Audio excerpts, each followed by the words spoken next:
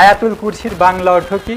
সূরা আল বাকারার 255তম আয়াতকে আয়াতুল কুরসি বলে অনেকে অভিহিত করে থাকেন।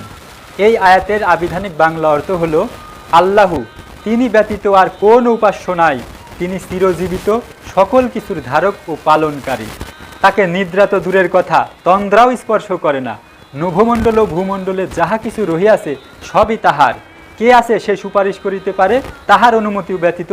তিনি অবগত আছেন তাহাদের সম্মুখ ও পশ্চাৎবর্তী সকল বিষয়ের প্রতি। আর মানুষগণ তাহার জ্ঞানের কিয়দংশ ব্যতীত কিছুই আয়ত্ত করিতে পারে না। যতটুকু তিনি ইচ্ছা করেন তাহারা তাই জানতে পারে।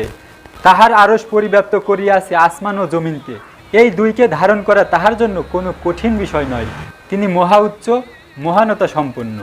সংক্ষিপ্ত ব্যাখ্যা: এই আয়াতে আল্লাহর মহিমা, সার্বভৌমত্ব, অনিদ্রা এবং সর্বজ্ঞতা বর্ণনা করা হইয়াছে। তিনি সব কিছু জানেন, সব কিছুরই মালিক এবং তার অনুমতি ছাড়া কেউ কিছু করিতে পারে না।